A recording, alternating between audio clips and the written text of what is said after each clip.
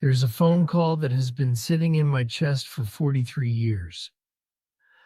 My name is Harold Bennett. I'm 91 years old now, and there's one phone call I never made. I used to think time would wait for me to gather the courage. It didn't. I was 48 the last time I spoke to my younger brother, Daniel. He was 45 then. We were cut from the same cloth, which was probably the problem. Two proud men raised by a father who believed apologies were a form of weakness and silence was strength. The argument itself seems small now, almost embarrassingly small. It started over our mother's house after she passed. Not the money, not really. It was about what to do with it. Daniel wanted to keep it in the family. I wanted to sell it and divide things cleanly. I had a growing business, two children about to head to college, and I thought I was being practical. He said I was being cold. I said he was being sentimental. Voices rose, words sharpened, and somewhere in the middle of that kitchen, standing under the same light fixture we'd grown up under, we stopped being brothers and became opponents. He told me I'd changed. I told him he hadn't grown up. Those were the last sentences we ever spoke to each other. For a while, I was certain he would call me. I was the older brother. I had always been the one to set the rules, to make the decisions. If anyone was going to pick up the phone first, it would be him. That's what I told myself as weeks turned into months. My wife, Margaret, asked me once, very gently, if I was going to reach out. I remember sitting at the edge of our bed, loosening my tie, telling her it wasn't my responsibility. I said he owed me an apology. She looked at me for a long moment and said nothing. That silence should have told me something, but pride is loud. It drowns out the quiet voices. A year passed. Then two. We stopped exchanging Christmas cards. The children stopped asking about their uncle. Life has a way of filling the space where love used to be. Work grew busier. The kids grew older. I convinced myself that this was simply how families drift apart. But every now and then, something would catch me off guard. I would hear a joke only Daniel would appreciate. I would see brothers laughing together at a baseball game. And there it was again, that thought. I should call him. It would arrive in the evening most often, when the house was quiet and my defenses were down. I would walk into the kitchen, stand near the phone, even run my finger along the cord. I memorized his number, though I pretended I hadn't. I would imagine how it might go. I'd say, "Dan, this is ridiculous. Let's have dinner." I rehearsed those words more times than I can count. But each time another voice would answer back. If he cared, he would call. If he respected you, he wouldn't have said what he said. You don't chase someone who walked away.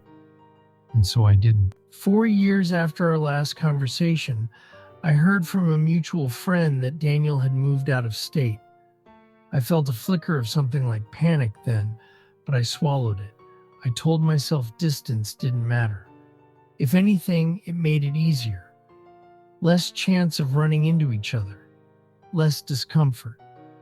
Then one afternoon, I received a call from an unfamiliar number.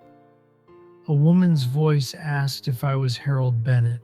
She introduced herself as Daniel's neighbor.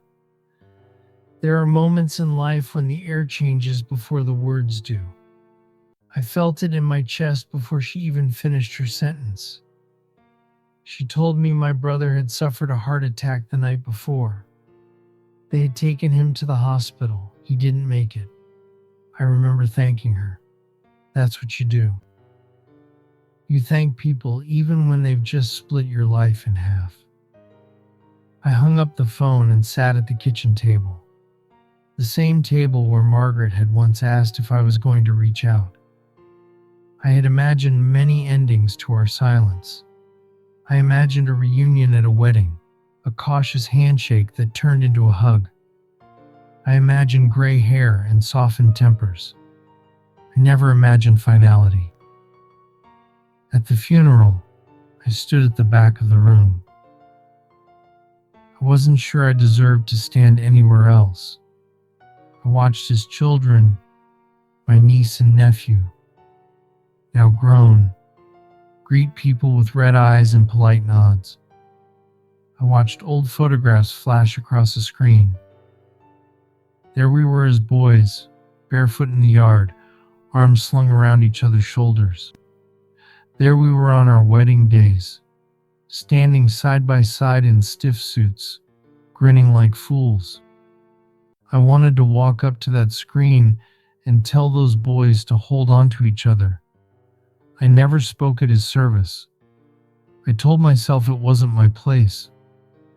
The truth is, I was afraid that if I opened my mouth, everything I had been holding back for years would spill out in front of strangers. After Daniel died, something inside me shifted. Pride felt different. It no longer felt strong. It felt heavy. I began to see how often I had chosen being right over being close, not just with him, but in small moments with others too. I started noticing how quickly I would defend myself in conversations, how reluctant I was to say the simple words, "I'm sorry." I had always believed apologies diminished a man. What I learned, too late for my brother, is that refusing to apologize diminishes something far more important. Margaret passed away 12 years ago. Before she did, we talked about Daniel one night. I confessed to her that I should have called. She squeezed my hand and said, "You still can talk to him, Harold. Just because he can't answer doesn't mean he can't speak." I didn't understand that at the time. Now, at 91, I talk to him more often than I ever did when he was alive. I talk to him when I sit on the porch in the early morning. I tell him about my grandchildren, about the way my knees ache when it rains, about how I finally sold the business and realized it was never as important as I thought. I tell him that he was right about some things, that keeping the house might have been worth more than the money. But there's one conversation we never had, and that is the one that stays with me. If I had 5 minutes to go back, just 5, I wouldn't waste them explaining my side. I wouldn't bring up the house or the argument or who said what. I would walk into his kitchen, look him in the eye, and say, "I miss my brother. I'm sorry for my part in this. I don't want to be right. I want us." That's it. No speeches. No justifications. Just that. It's strange how simple the right words become once time has taken away the chance to say them. I have lived a long life. I've seen wars begin and end. I've watched technology shrink the world into the palm of a hand. I've buried friends, held newborn great-grandchildren, and sat through more sunsets than I can count. And yet, when I look back, one of the sharpest memories is not of something I did, but of something I didn't do. We tend to think our lives are shaped by our grand decisions. The jobs we take, the cities we move to, the people we marry. And they are, in many ways. But they are also shaped by the small moments when we choose silence instead of humility. I used to tell myself that time would heal things naturally. That distance would soften us both. But time doesn't heal what pride refuses to touch. It simply builds a wall so slowly you don't notice it until it's too tall to climb. There are nights now when I lie awake and replay that last argument, trying to find the exact moment when I could have turned it around. There was a second, I'm sure of it, when I saw hurt in his eyes instead of anger. If I had stepped toward that hurt instead of away from it, we might have had 40 more years as brothers. Regret is a quiet companion in old age. It doesn't shout. It sits beside you and waits. It visits in the stillness when there's no more noise to distract you. I don't tell you this story so you'll feel sorry for me. I've had love in my life. I've had laughter and purpose. But I carry this with me because I know how easy it is to postpone a difficult conversation, to let pride convince you that tomorrow is guaranteed. Tomorrow is a promise no one has the authority to make. If there is someone in your life you haven't called because you're waiting for them to go first, I hope you don't wait as long as I did. I hope you don't stand at the back of a room one day, watching photographs flicker by, wishing you had traded your pride for 5 honest minutes.